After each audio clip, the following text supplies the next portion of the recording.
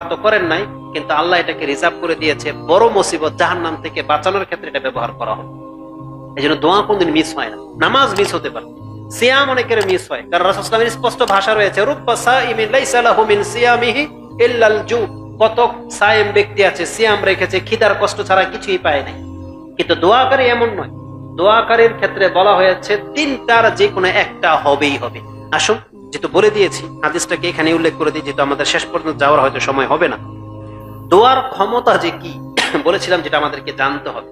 দোয়ার ক্ষমতা সম্পর্কে একটা হাদিস রাসূলুল্লাহ সাল্লাল্লাহু আলাইহি ওয়াসাল্লাম থেকে পাওয়া যায়।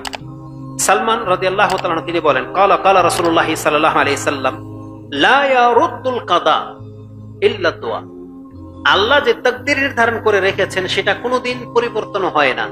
যদি কোনো কিছু আল্লাহর লিখিত তাকদীরকে পরিবর্তন ঘটান, তাহলে সেটা হচ্ছে দোয়া। তার মানে দোয়ায় তাকদীর পর্যন্ত পরিবর্তন ঘটানো হয়। বলতে কিভাবে হয়? তার মানে আল্লাহ যেটা ফয়সালা করে দিয়েছেন, এটাকে আবার মুছে নতুন করে আল্লাহ লেখে না, নতুন করে লেখে না, বরং আল্লাহ সুবহানাহু ওয়া তাআলা তার তাকদীরের মধ্যে এমন ভাবে সেটআপ করে দিয়েছে, যে জায়গাগুলো আমরা অনেক সময় ছাত্রদের পরীক্ষা নিয়ে শূন্যস্থান পূরণ করো, তাই না? কিছু লেখি, তোমাদের রব দেশ, এখানে আপনি সঠিকটা বসাইবেন, তাই না? আমাদের রব আল্লাহ, বা তোমাদের রব কে, এরকম ওই খালি জায়গাটা ফাঁকা থাকে। কোরআন হাদিসকে যদি সূক্ষ্মভাবে পড়া হয়, তাহলে দেখা যাবে যে আল্লাহ তাকদীরের মধ্যে ঠিক ওইভাবে লিখে রেখেছেন, আপনি যদি দোয়া করেন তাহলে আপনাকে এটা দেওয়া হবে, দোয়া না করা হলে দেওয়া হবে না। ওটা তাকদীরে লেখা আছে। জাকারিয়া আলাইহিস সালামকে যে আল্লাহ 70, 80, 90, 100 বছর পরে সন্তান দেবেন, এটা তো লিখিত ছিল না? ইউনূস আলাইহিস সালাম যে মাছের পেট থেকে আল্লাহ যে বের করবেন, আল্লাহ তো এটা জানেন না? কিন্তু আল্লাহ কি বলেছিলেন কোরআনে জানেন? যদি ইউনূস আলাইহিস সালাম মাছের পেটে আমার তাসবিহ পাঠ না করত, আমি তাকে কিয়ামত পর্যন্ত মাছের পেটে রেখে দিতাম। এটা আল্লাহ বলেছেন। তার মানে তার দোয়া কিন্তু তাকে মাছের পেট থেকে বের করেছে। তার তাকদীরে লেখা ছিল যে কিয়ামত পর্যন্ত তিনি মাছের পেটেই থাকবেন, অক্ষত অবস্থায় শাস্তি পেতে থাকবেন, কিন্তু দোয়া করলে মুক্ত করে দেওয়া হবে। তিনি দোয়া করেছেন, আল্লাহ তাকে বের করে দিয়েছেন। তাকদীরটা আমরা বলতে পারি যে ক্ষেত্রে পরিবর্তন ঘটেছে, কারণ আল্লাহ নিজে বলেছেন যদি সে আমার তাসবিহ পাঠ না করত, তাহলে আমি তাকে মাছের পেটে রেখে দিতাম, ইলা ইয়াউমি ইউবাসুন, কিয়ামত পর্যন্ত রেখে দিতাম। তার মানে দোয়া তার পরিবর্তন ঘটে। জাকারিয়া আলাইহিস সালাম তিনি দোয়া করতেই যাচ্ছেন, আল্লাহ সুবহানাহু ওয়া তাআলা তাকে একটা সময় তাকে সন্তান দিলেন। তার মানে দোয়াতে তাকদীরের মধ্যে এই পরিবর্তনটা ঘটানো হয়, যেটা আল্লাহ নিজে বলেছেন আমি তাকদীরকে ফয়সালা করে রেখেছি। সে আল্লাহ নিজে যখন বলেছেন তুমি দোয়া করো, তার মানে তোমার জন্য অপশন রাখা হয়েছে, তুমি দোয়া করলে সে শূন্যস্থানগুলোকে পুরা করা হবে। আর এটা ওটাকে ওইভাবে রেখে দেওয়া হয়েছে। নাইলে রাসূল সাল্লাল্লাহু আলাইহি ওয়াসাল্লাম এইভাবে বলতেন না। আসলে কি বলেছেন? লা ইয়ারুদ্দু আল কাদা ইল্লা দুআ। তাকদীরকে রোধ করতে পারেন একমাত্র দোয়া ছাড়া। তার মানে দোয়া করলেও আপনার তাকদীরে পরিবর্তন আসতে পারে। আপনার সন্তান নাই, হচ্ছে না, তাকদীরে গিরা লেগে গেছে, দোয়া করলে সেটা পরিবর্তন হতে পারে। আপনার চাকরি হচ্ছে না, জীবনে অশান্তি, দোয়ার মাধ্যমে সেটা দূর হতে পারে। এই জন্য আল্লাহ সুবহানাহু ওয়া তাআলা বলেছেন তুমি দোয়া করো। এই হাদিসটি উল্লেখ করেছেন ইমাম তিরমিজি রাহিমাহুল্লাহ, 2139 পেয়ে যাবেন। ওয়ালা ইয়াজিদু ফিল উমরি ইল্লাল বির। এবং এই হাদিসের মধ্যে এতটা শব্দ রয়েছে, আপনার রিজিকে বা ওয়ালা ইয়াজিদু ফিল উমর, আপনার বয়স বাড়বে না একমাত্র বীর, ভালো কাজ ছাড়া। তার মানে মানুষ যদি মন্দ কাজ করে তার বয়স কমতে থাকে, আর মানুষ যদি ভালো কাজ করে তার বয়স বাড়তে থাকে। এটারই বা ব্যাখ্যা কি? বয়স তো 60-70 লেখা আছে, তাই না? বরং 60 বছর যার আমলনামা লেখা আছে, 60 বছর সে বাঁচবে, সে যদি ভালো কাজ করে আল্লাহ তাকে 60 বছর এমন ভাবে বাঁচাবেন, বাঁচার মতো বাঁচবে, যেটা সে অন্য ব্যক্তি 120 বছর বাঁচলেও তার লাইফে এমন কিছু করতে পারবে না, এমন কিছু খেতে পারবে না, এমন ভাবে তার দেহ ঠিক থাকবে না যেটা 120 বছর পেলেও। কিন্তু 60 বছরের মধ্যে আপনি ওই কিছু ভোগ করতে পারবেন, এত কিছুর মালিক হয়ে যেতে পারবেন, যেটা আপনার পর্যন্ত অনেকে বুঝতে পারবেন। এটার একটা ব্যাখ্যা হতে পারে যে রাসূল সাল্লাল্লাহু আলাইহি ওয়াসাল্লাম বলেছেন ভালো কাজ করলে উমর বৃদ্ধি পায়, মানে আপনার বয়স যেটা, এটা বরকত হবে ভালো কাজের মাধ্যমে, আর দোয়ার মাধ্যমে তাকদীরে পরিবর্তন আসে। এজন্য আমাদেরকে দোয়া করা উচিত। তৃতীয় অজ্ঞতাটা যেতে দূর করবো আমরা, যেটা বলেছিলাম, যে হাদিসটা বলার জন্য এখানে এসেছিলাম, যে আমরা দোয়া তো করি কিন্তু কবুল হয় না, এই জন্য অনেকে দোয়া করেন না। আমরা বলেছিলাম এটা আমাদের একটা অজ্ঞতা, এটা দূর হয়ে যাবে এই হাদিসটা আপনার জানা থাকলে। রাসূলুল্লাহ সাল্লাল্লাহু আলাইহি ওয়াসাল্লাম থেকে আবু সাঈদ তিনি বর্ণনা করেছেন, আন্নান নবী সাল্লাল্লাহু আলাইহি ওয়াসাল্লাম قال মা মিন মুসলিমিন ইয়াদউ বিদাওয়াতিন, কোন মুসলিম এমন নাই যে আল্লাহর কাছে কোন একটা দোয়া করলো, মানে কোন মুসলিম, এখানে দেখেন আল্লাহর কোন ওলি হুজুর বুজুর্গ বলা হয় নাই, কোন একজন সাধারণ মুসলিম এমন নাই যে আল্লাহর কাছে কোন একটা দোয়া করেছে। মা মিন মুসলিমিন ইয়াদউ দাওয়াতিন, একটা দোয়া করেছে আর তার দোয়ার কোনো প্রতিফল হবে না, এটা হতে পারে না। বলা হয়েছে বিদাওয়াতিন লাইসা ফিহা ইসমুন, যে দোয়ার মধ্যে কোনো পাপ ছিল না, মানে কোনো পাপের দোয়া সে করে নাই। লাইসা ফিহি ইসমুন, কোনো পাপের দোয়া করে নাই। ওয়ালা কাতিআতু রাহমি, এবং কোন সম্পর্ক ছেদের দোয়াও ছিল না, যে সে আল্লাহর কাছে বলে নাই যে আল্লাহ ওর মুখ যেন আমি না দেখতে পারি, আল্লাহ ওর সাথে আমার কোনো সম্পর্ক নাই, ওকে আমার সাথে আমার সামনে আসতে দিও না, বা আমার সাথে ওর সাথে যেন মিল না হয়, এই ধরনের কোনো দোয়া, যে আল্লাহ ওকে তুমি দূর করে দাও। অনেকে আমরা বলি না যে হালাক হোক, ধ্বংস হোক। রক্তের সম্পর্ক ছিন্ন হওয়া আর কোনো পাপের দোয়া যদি না হয়, সাধারণ যেই কোনো জায়েজ দোয়া যদি হয়, তাহলে তার এই দোয়ার সাথে কি আচরণ হয়?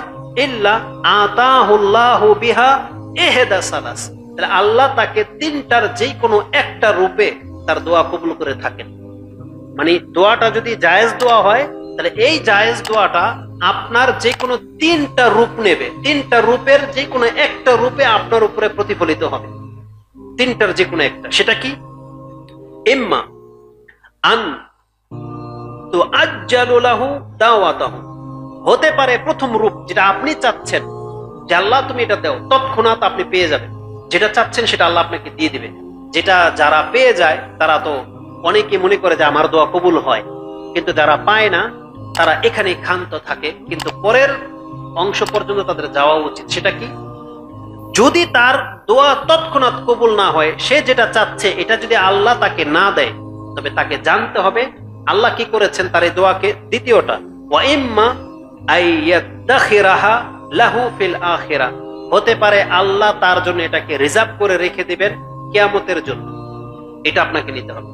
রাসূল কি বলেছেন? সেই দোয়াটা হয় তৎক্ষণাৎ কবুল হয়ে যাবে, যেটা চাচ্ছেন সেটা আপনি পেয়ে যাবেন, অথবা যদি আল্লাহ এটা না দেয় তাহলে আপনি জেনে নেন আল্লাহ আপনার এই দোয়াটাকে কিয়ামতের দিনের জন্য রিজার্ভ করে রেখে দিবেন। এটা আল্লাহ মানে নষ্ট করবেন না। আল্লাহ কি করবেন? ওয়া ইম্মা আইয়াদাখিরাহা লাহু ফিল আখিরাহ বা ফিল কিয়ামা, ইয়াউমাল কিয়ামা, কিয়ামতের জন্য আপনার এই দোয়াটাকে আল্লাহ রিজার্ভ করে সংরক্ষণ করে রেখে দেবেন। আর না হয় ওয়া ইম্মা আইয়াসরিফা আনহু মিনাস সুই মিসলাহা, তার মানে যেই পরিমাণ দোয়া সে আল্লাহর কাছে করেছিল, যতটা বেনিফিট সে পাওয়ার হক রাখে, আল্লাহ তাকে তা দেয়নি, ওই সমপরিমাণ অনিষ্ট থেকে আল্লাহ তাকে মুক্ত করে দিলেন। ওই বিপদ আপনার আসতে পারবে না, ওই আপনার এই দোয়ার করার কারণে এই বিপদটাকে আল্লাহ দূরে ঠেলে দেবেন, আটকিয়ে দেন। তাহলে এই দুইটা জিনিস আমাদের মাথায় থাকে না কেন? আমরা শুধু প্রথমটাই চাচ্ছি, যেটা চাচ্ছেন যে আল্লাহ এটা কবুল হইল না কেন, এটাই কবুল হোক, কিন্তু এর চাইতেও কিন্তু ইম্পর্টেন্ট ওই দুইটা, যে বিপদটা আসতে আছিল আল্লাহ যদি ঠেকিয়ে দেয়, অথবা আল্লাহ যদি কিয়ামতের মাঠে আমাকে জাহান্নামের আগুন থেকে বাঁচানোর জন্য যদি রেখে দেয়, তাহলে ওটা বেশি উপকারী ছিল না আমাদের জন্য। রাসূলুল্লাহ সাল্লাল্লাহু আলাইহি ওয়াসাল্লামের এই হাদিসটা সেখানে উল্লেখ করা হয়েছে। কালু ইযান নুকসিরু ইয়া রাসূলুল্লাহ, তখন সাহাবী বলেছিলেন ইয়া রাসূলুল্লাহ, তাহলে আমরা তো আল্লাহর কাছে অধিক মানের দোয়া করব। তাহলে যদি এমনটাই হয় যে কবুল না হলে বিপদ থেকে যাবে আর না হলে আল্লাহ রিজার্ভ করে রেখে দেবে, তাহলে তো আমরা তো দোয়া করতেই থাকবো। সাহাবী বলতেছে আমরা কেন এমন মেন্টালিটির হই না? এটা জানার পরে যে তাহলে আমি তো দোয়ার একদম সয়লাভ বসাই দেব, এমনটা হওয়া উচিত। তাহলে আমি তো দিন রাত দোয়ার মধ্যে ডুবে থাকবো, এটাই হওয়া উচিত। রাসূল কি বলেছেন জানেন? আল্লাহু আকসার, আল্লাহ তোমাকে তার চাইতে বেশি দিতে সক্ষম। তার মানে কত দোয়া করবা তুমি করো, আল্লাহ তোমাকে তার চাইতেও বেশি দিতে সক্ষম। মুসনাদে আহমদে হাদিসটা রয়েছে 11,133 এবং দুআউল তাবারানি 35 নম্বর এবং সাহিহ তারগিব ওয়া তারহিবের মধ্যে নাসিরউদ্দিন আলবানী 1633 এনেছেন। এইভাবে দোয়া সংক্রান্ত আরো অনেক কথা আছে, আমরা শুধু আপনাকে এই মেসেজটা দিতে চাচ্ছি। দেখেন, দোয়া হচ্ছে ইবাদত। আপনি দুনিয়াতে পেলেই শুধু দোয়া করবেন তা নয়, বরং এর পেছনে অনেক বড় হাকিকত লুকিয়ে আছে। আপনি ক্ষান্ত হবেন না, আপনি দোয়া করতে থাকেন, দোয়া করতে থাকেন। আপনি যেটা পেয়েছেন এর চাইতে আল্লাহ উত্তমটা কিছু দিতে সক্ষম। আপনি ভরসা রাখেন, আশা রাখেন। দোয়া করার আদব সম্পর্কে শুধু একটা কথা বলবো, সেটা হচ্ছে দোয়া করবেন একিনের সাথে। দোয়া করতে হবে কিসের সাথে? একিনের সাথে, বিশ্বাসের সাথে। রাসূল সাল্লাল্লাহু আলাইহি ওয়াসাল্লামের ওই হাদিসটা আমি এখানে হয়তো নোট করিনি। রাসূল বলেছেন যে তোমরা দোয়া করতে থাকো একিনের সাথে, আল্লাহ দোয়া কবুল করে না। লা ইউস্তাজিবু লিদুআইন মিন কালবিন গাফিলিন লাহিনিন, এই শব্দটা আছে যে আল্লাহ সুবহানাহু ওয়া তাআলা ওই ব্যক্তির দোয়া কবুল করে না, মিন কালবিন গাফিলিন লাহিনিন, লা ইয়াদউ বিনা দুআই মিন কালবিন গাফিলিন লাহিনিন, যেই ব্যক্তির অন্তর গাফেল এবং লাহিন মানে হচ্ছে উদাসীন। আল্লাহ আমাদের মসজিদের ইমাম সাহেবগুলো, বাংলার জমিনের যতগুলো মসজিদের ইমাম সাহেব আছে, এগুলো প্রত্যেকটা হচ্ছে গাফেল এবং লাহিন। গাফেল লাহিন কি জানেন? সে আসসালামু আলাইকুম ওয়া রাহমাতুল্লাহ, আসসালামু আলাইকুম ওয়া রাহমাতুল্লাহ, আল্লাহুম্মা আমিন, বিহামদিকা রাব্বিকা কি বিরহমাতিকা ইয়া আরহামার রাহিমিন, সে কি করেছে নিজেও জানে না, আপনিও জানেন। এটা হচ্ছে কালবিন গাফিলিন লাহিন, এটা হচ্ছে উদাসীন গাফেল অন্তর। যে আল্লাহর কাছে এই মুহূর্তে এ নিজেই বলতেছে ফরজ সালাতের পরে ইবাদত কবুল হয়, ও কি দোয়া করলো? ও শুধু বলেছে আল্লাহুম্মা আমিন বিরহমাতিকা ইয়া আরহামার রাহিমিন, কোনো দোয়াই করে নাই, কোনো দোয়াই করে নাই। যদি আপনার ইয়াকিন থাকে যখন বৃষ্টি হচ্ছে আর এখন দোয়া করলে দোয়া কবুল হবে, তাহলে আপনি কি এইভাবে দোয়া করবেন? আসুন আমি আপনাকে দেখাই যে দোয়া আপনাকে কিভাবে করতে হবে। ছোট্ট একটা নোকতা বলে দিই, যেহেতু আমাকে 10 মিনিটের কথা বলেছিল না, কিন্তু কথায় দেখেন কথা চলে আসে। মরিয়ম আলাইহিস সালামের কাছে যখন জাকারিয়া আলাইহিস সালাম গিয়েছেন, দেখলেন অজাদা ইনদাহা রিজকা, তার কাছে রিজিক। এই সময় এমন জিনিস তার কাছে হওয়ার কথা ছিল না। বলছেন আন্না লাকি হাযা, এটা তুমি কোত্থেকে পেলে? কালাত হুয়া মিন ইনদিল্লাহ, তিনি বলেন এটা আল্লাহর পক্ষ থেকে এসেছে। জাকারিয়া আলাইহিস সালামের বিবেক দেখেন, বিচক্ষণতা কি জিনিস। যখন বলেছে হুয়া মিন ইনদিল্লাহ, এটা আল্লাহর পক্ষ থেকে এসেছে, এখন ইন্নাল্লাহা ইয়ারযুকু মান ইয়াশাউ বিগাইরি হিসাব, আল্লাহ যাকে চায় বেহিসাব রিজিক দিয়ে থাকেন, এটা আল্লাহর কথা। আল্লাহ বলতেছেন জাকারিয়া আলাইহিস সালাম বিন্দু মাত্র দেরি করে নাই। হুনালিকা দাআ জাকারিয়া রাব্বাহ, জাকারিয়া আলাইহিস সালাম তৎক্ষণাৎ তার আল্লাহকে ডেকে নিল। তৎক্ষণাৎ নামাজে দাঁড়িয়ে গেল, আল্লাহকে ডাকতে শুরু করলো যে আল্লাহ তুমি আমাকে সৎ সন্তান দান করো। আল্লাহ কি বলেছেন জানেন? তৎক্ষণাৎ ফেরেশতা এসে বলতেছে যে ওয়াবাশশিরুকা, তোমাকে একটা সংবাদ দেওয়া হচ্ছে যে আল্লাহ তোমাকে একটা সন্তান দিবেন, ইসমুহু ইয়াহইয়া। আল্লাহ তাকে সেই সংবাদটা এমন সময় দিয়েছেন ওয়া হুয়া কাইমুন ইউসাল্লি ফিল মিহরাব, যখন তিনি মেহরাবে নামাজের মধ্যে দাঁড়িয়েছিলেন। তার মানে নামাজে দাঁড়িয়ে গেছেন আল্লাহর কাছে চাওয়ার জন্য। আর শব্দটাকে হুনালিকা দাআ জাকারিয়া রাব্বাহ, ওই জায়গাতে দাঁড়িয়েই জাকারিয়া আলাইহিস সালাম তার রবকে ডেকে নিলেন। তার মানে কি? বিবেকবানরা বুঝে যে দোয়া কখন কিভাবে কবুল হয় আর তখন করলে কিভাবে করতে হয়, তিনি সেটা দেখিয়ে দিয়েছেন। সাথে সাথে নামাজে দাঁড়িয়ে দিয়েছেন, আল্লাহর কাছে সন্তান চাইতে লাগলেন, আল্লাহ নামাজের মাধ্যমে তার সন্তানের সংবাদ দিয়ে দিলেন। আর আমাদেরকে জানানো হয়েছে নামাজের পরে দোয়া কবুল হয়, আর এই বলতেছে বিরহমাতিকা ইয়া আরহামার রাহিমিন, শেষ না, এটা উদাসীনের দোয়া। এই জন্য আমাদেরকে দোয়া হাকিকত সম্পর্কে জানতে হবে। আপনি যখনই দোয়া করবেন একেবারে অন্তর থেকে আল্লাহর কাছ থেকে পাবেনই পাবেন। মানে আল্লাহ যদি না দেয়, কেউ দেওয়ার ক্ষমতা রাখে না, এটা মাথায় রেখে দোয়া করবেন। আর আল্লাহ যদি না দেয়, তাহলে আপনি বললেন না আল্লাহ তুমি যদি না দাও তোমার ইচ্ছা, এটা বলবেন না। আপনি শুধু দোয়া করে রেখে দেন, ফয়সালাটা আল্লাহর উপরে ছেড়ে দেন। আল্লাহ হয় আপনাকে এটা দেবে, এর চেয়ে বেটার দেবে, অথবা বিপদ থেকে মুক্ত করবে। আর তিনটাই যদি না হয়, দুইটাই আপনি নিশ্চিত থাকেন